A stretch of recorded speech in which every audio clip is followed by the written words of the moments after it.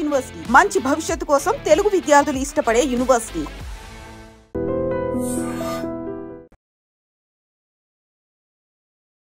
తర్వాత అదేవిధంగా సినిమా ప్రొడక్షన్తో పాటు 2 డిస్ట్రిబ్యూటింగ్ కంపెనీల్లో, ఒకటి హైదరాబాద్లో ఒక డిస్ట్రిబ్యూటింగ్ కంపెనీ, విజయవాడలో ఉండే ఒక డిస్ట్రిబ్యూటింగ్ కంపెనీలో షేర్ హోల్డర్గా జాయిన్ అయ్యాను.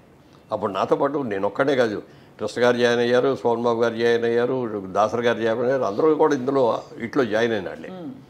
కానీ వాళ్ళందరూ ఆ కంపెనీ బాగాలేదని చెప్పి ఒక్కళ్ళకళ్ళు ఎవరికాళ్ళే డ్రాప్ అయిపోయారు, కంపెనీ నుంచి బయటకు వెళ్ళిపోయారు.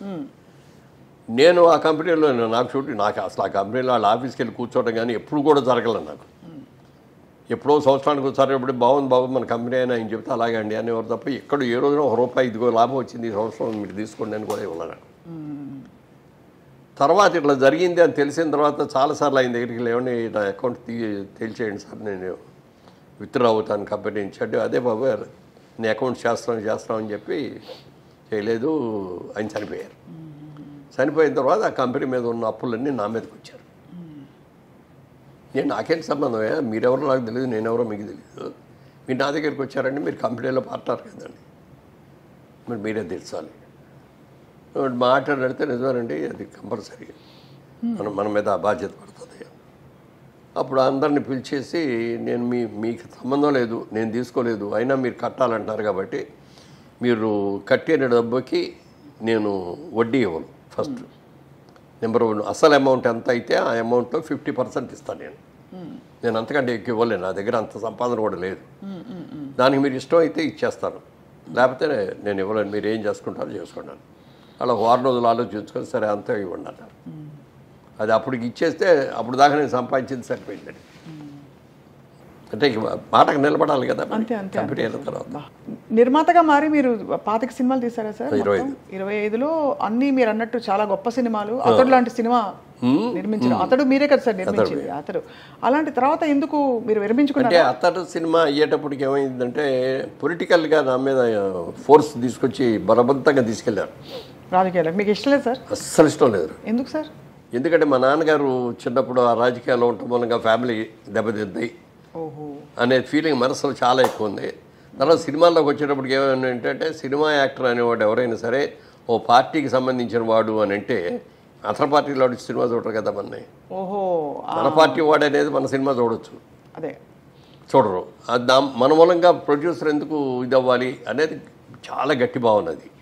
అండ్ ఇప్పుడు 2 అబ్బాయిలు 1 అమ్మాయి ఇలాంటివి ఎక్కువైపోయాయి. అంటే దాంట్లోకి వెళ్ళలేదు నేను, నిజంగా చిరాగ్గా ఉంటుంది కదా సార్ చూస్తే కూడా. తర్వాత లివింగ్ టుగెదర్లో పెరిగిపోయింది సోషల్ లైఫ్లో కూడా. ఆ లివింగ్ టుగెదర్లు తీయాలన్నా కూడా నా మనసు అవ్వదు. మీరైతే సంప్రదాయవాది సార్ అయితే పూర్తిగా, ఎందుకంటే కుటుంబం, భార్య, పిల్లలు, అది ఫ్యామిలీ ఓరియంటెడ్. ఆ సినిమాలాగా ఒక సినిమా తీస్తే ఇప్పుడు ఆడుతుందా లేదా అనేది అనుమానం ఉందండి. అందుకే వాటి రెండింటికి వయా మీడియా సోషల్ ఫ్యాంటసీ. అదే సార్, సోషల్ ఫ్యాంటసీ మధ్యలో పెడితే. అవును సార్. ఇప్పుడు అంటే మీరు శోభన్ బాబు గారికి కూడా చాలా క్లోజ్ కదా సార్? వారికి ఇన్ఫాక్ట్ రియల్ ఎస్టేట్లో డబ్బులు పెట్టమని ఆయన మీకు సలహా ఇచ్చారా? మీరే ఆయనకి ఇచ్చారంటే? లేదు, ఆయన ఒక రోజున అడిగారు, మురళీమోహన్ గారు మీ ఎర్నింగ్స్ అన్ని ఎక్కడ ఇన్వెస్ట్ చేస్తారు ఏంటి అని అడిగారు. Sir I'm basically business man అండి, సినిమాల్లోకి వచ్చినా కూడా సినిమాలు తీసుకుంటున్నా కంపెనీ పెట్టి, అలాగే నాకు నచ్చిన సినిమాలు జిల్లాలు కొనుక్కుంటున్నాను, ఈ 2 కాకుండా 2 డిస్ట్రిబ్యూటర్ కంపెనీలో షేర్లు కూడా పెట్టానండి అన్న. అంటే వాళ్ళకి మీకు లాభాలు పంచిపెడతారని అనుకుంటున్నారా అన్నాడు. పంచిపెడతారండి, చాలా మంచివాళ్ళు అండి అని.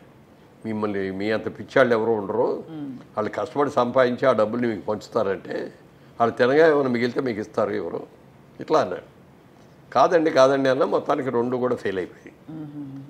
సంవత్సరం అయిన తర్వాత 2 పోవటం కాకుండా నా డబ్బులు కూడా మళ్ళీ పెట్టిన డబ్బులు పోవటమే కాకుండా మళ్ళీ మిగిలిన డబ్బులు కూడా అప్పులు తెచ్చా కదా.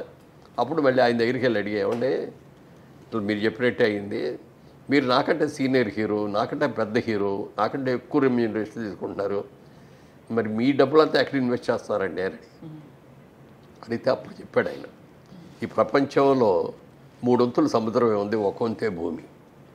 ఆ భూమిలో కూడా మంచు పర్వతాల మీద మనం వెళ్ళి ఉండలేము, అలాగే ఎడారుల్లో మనం ఉండలేము. నివాసయోగ్యమైన స్థలాలు తక్కువే ఉంటాయి. ఈ భూమిని ఎవరో పెంచలేరు, భూమి అలాగే ఉంటుంది. జనాభా విపరీతంగా పెరుగుతున్నారు ప్రపంచం యావత్తు. రాబోయే రోజుల్లో ల్యాండ్కి డిమాండ్ వస్తాయని చెప్పి నేను మొత్తం ల్యాండే కొంటున్నాను. అబ్బాయి ఎంత బ్రిలియంట్ అందరికీ తెలిసింది ఆయన సముద్రం ఇంత ఇది భూమి ఇంత అని తెలుసు మనకి. కానీ ఈ క్యాలిక్యులేషన్ చెప్పింది ఆయన. ఎంత ఆయన మొత్తం ఎంత భూములు కొన్నాడో తెలుసునండి మెడ్రాస్ చుట్టుపక్కల.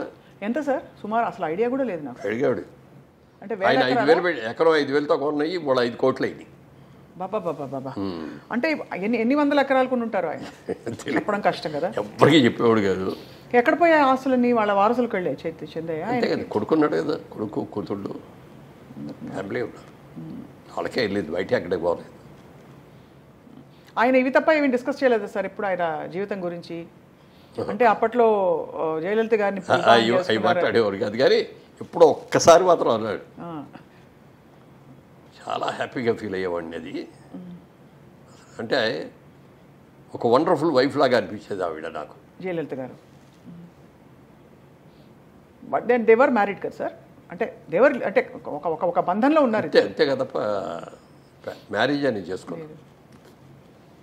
అదే చూస్తే అనిపిస్తుంది సార్, అంటే జీవితం చిన్నది. అప్పుడప్పుడు అనిపిస్తుంది బాధ్యతలు కరెక్టే, ఉండాలి, చూసుకోవాలి అందరినీ. బట్ మనసుకి ఎవరు మాట చెప్తారు సార్? ఆత్రేయ గారు చెప్తే కూడా విందు మనసు మాట. సో అది దాన్ని అన్నీ దాటుకుంటూ మీరు కింగ్ సార్ నిజంగా. ఎందుకంటే అన్నిటినీ రెసిస్ట్ చేసి మీరు డిసైడ్ చేసేసుకున్నారు కాబట్టి అది. అప్పుడు ఆ సోమన్ బాబు గారు ఐడియా పెట్టుకొని మనం హీరో వేయట్లేదు, క్యారెక్టర్ రోల్స్కి వస్తాం అని క్యారెక్టర్ రోల్స్ చేస్తా అంటే హీరో ఫాదర్ లాగా లేడండి, బ్రదర్ లాగా ఉన్నాడండి అని అంట మొదలెట్టారు. నేను ఎక్స్పెక్ట్ చేసిన లెవెల్లో క్యారెక్టర్స్ రాలా.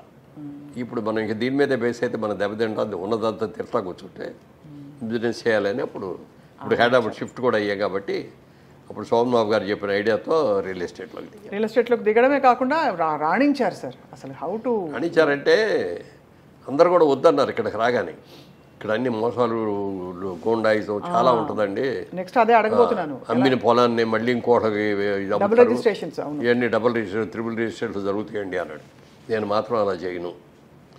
ప్రతి వాడికి కూడా నాకు అంటూ ఒక చిన్న ఇల్లు కట్టుకోవాలనే ఆశ ప్రతి ఒక్కడికి ఉంటుంది. ఇల్లు కట్టుకునే డబ్బు లేకపోయినా ఒక స్థలం 100 గజాలు 200 గజాల స్థలం అన్న కొనుక్కుందాం, డబ్బులు ఉన్నప్పుడు ఇల్లు కట్టుకుందాం అనుకుంటారు. ప్రతి ఒక్కరి ఆశ ఇది. ఈ ఆశని, ఈ కళని నిజం చేసే వ్యాపారం నాది రియల్ ఎస్టేట్ అంటే. అంత నీట్గా దాన్నే దృష్టిలో పెట్టుకొని చేస్తాను. ఎవ్వరు మోసం చేయటం అనేది కానీ, లేకపోతే ఇంకో ల్యాండ్ ఇంకోటి చేయటం కానీ, క్లియర్ ల్యాండ్స్ రైతుల దగ్గర నుంచి కొనుక్కుంటాను, దాన్ని ఇచ్చేస్తాను, దానికి అమ్ముతాను, దాన్ని బాగా బ్రహ్మాండంగా డెవలప్ చేసి అమ్ముతాను అని చెప్పి అట్లా చేశాను. అలాగే చేసాం. ఇవాళ ఈ స్టేజ్లో ఉన్నామంటే ఆ జైవేరీ సంస్థకు వచ్చిన పేరు, ఆ నిజాయితీగా ఇన్నేళ్లలో మీరు చూస్తే నా చిన్నప్పటి నుంచి కూడా, చిన్నప్పుడు మా ఊర్లో ఉన్నప్పుడు కానీ, స్కూల్లో కాలేజీలో చదువుకున్నప్పుడు కానీ, విజయవాడలో బిజినెస్ చేసినప్పుడు కానీ, మెడ్రాస్ వచ్చి సినిమా రంగంలో ఉన్నప్పుడు కానీ, హైదరాబాద్ వచ్చి మళ్ళీ రియల్ ఎస్టేట్లో వచ్చిన తర్వాత కానీ, రాజకీయాల్లో ఉన్నప్పుడు కానీ ఎప్పుడు ఎక్కడ ఒక బ్లాక్ మార్క్ మురళీమోహన్ తప్పు చేశాడు అనేది రాకుండా బతికారు. చాలా గొప్ప విషయం సార్ అది. అది పెద్ద, అదే ఒక పద్మవిభూషణ్ కంటే ఎక్కువ అది. ఎందుకంటే మీరు ఇచ్చుకోవాల్సిన గొప్ప ఇది సార్ అది. కానీ ఎప్పుడైనా మీకు ఇంకా నాకు నెక్స్ట్ ఏంటి అని ఆలోచిస్తే ఇంకా సాధించవలసింది ఏమైనా ఉందా అనిపిస్తుంది? లేదు, అసలు నేను ఎప్పుడు నెక్స్ట్ ఏంటి అనేది ఆలోచించలేండి. ఎందుకంటే నాకున్న అర్హత కంటే నాకు అన్నీ ఎక్కువ వచ్చినాయి నా ఫీలింగ్. నేను బిజినెస్ మ్యాన్ అవ్వాలనుకున్నా, ఇంత బిజినెస్ మ్యాన్ అవుతానని నేను అనుకోలేదు. నేను సినిమా యాక్టర్ అవ్వాలని అనుకోకపోయినా అయ్యాను. అది నాకేమొస్తే అది చేశాను తప్ప నాకు అది కావాలి, ఇది చేయాలి, ఈ క్యారెక్టర్ చేయాలి అనే ఇది ఉండేది కాదు. డీసెంట్ క్యారెక్టర్స్ చేయాలి, డీసెంట్ సినిమా చేయాలి. అందుకని ఏ రోజున కూడా ఏ నిర్మాత డబ్బులు ఇచ్చినా ఇవ్వకపోయినా సినిమా చేశాను. కొత్తగా మా కృష్ణ గారి ఇన్ఫ్లుయెన్స్ కూడా ఉండి ఉంటుంది నా మీద. ఎవరిని డబ్బులు అడిగేవాడు కానీ డబ్బులు ఇస్తే కానీ షూటింగ్ రానే మాట నేను అనలా. వాళ్ళందరూ ఎంతో కష్టపడి ఆఖరికి భార్య మెడలో మంగళసూత్రం కూడా అమ్మి సినిమాలు తీసిన వాళ్ళు చాలామంది ఉన్నారు. అలాంటి వాళ్ళు మనం ఇబ్బంది పెట్టకూడదు.